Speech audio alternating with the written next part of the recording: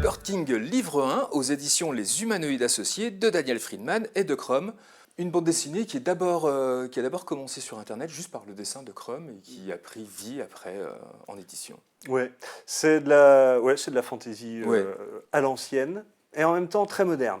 Il y a vraiment un truc avec cet album que je trouve surprenant, c'est que on a l'impression d'avoir déjà lu parce que ça reprend tous les mythes classiques, tous les clichés de la fantaisie, et en même temps, c'est complètement autre chose. Donc, j'arrive pas trop à me l'expliquer parce que, alors oui, une jeune fille, apprentie forgeronne, qui erre dans les ruines d'un vieux château maudit. Voilà. Qui aime casser des statues. Qui aime casser des statues. Alors ça, on l'a déjà vu 12 milliards de fois.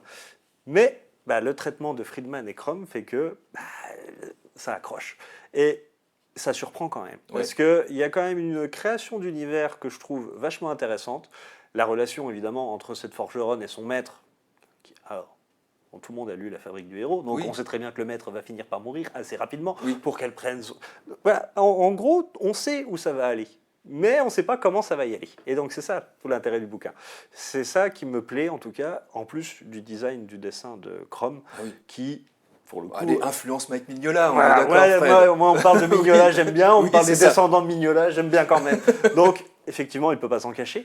Mais je trouve qu'il apporte un peu plus de dynamisme, là où Mignola est quand même de plus en plus figé.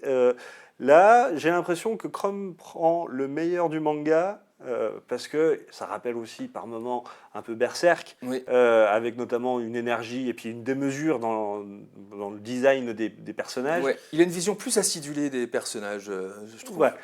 C'est plus fun, c'est moins hiératique, ça bourrine un peu plus que Mignola, et en même temps, c'est pas non plus un récit haletant à 100 à l'heure.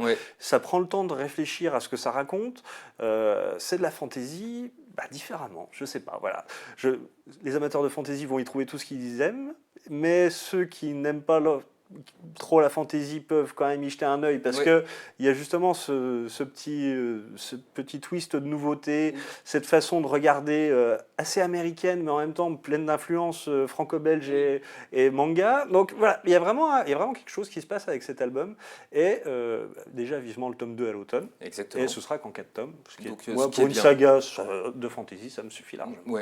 C'est super. Donc, Bird King se révèle vraiment une excellente surprise qui nous entraîne dans un univers fascinant. On vous le conseille. Ça s'appelle donc Bird King aux Humanoïdes Associés de Daniel Friedman et de Crum.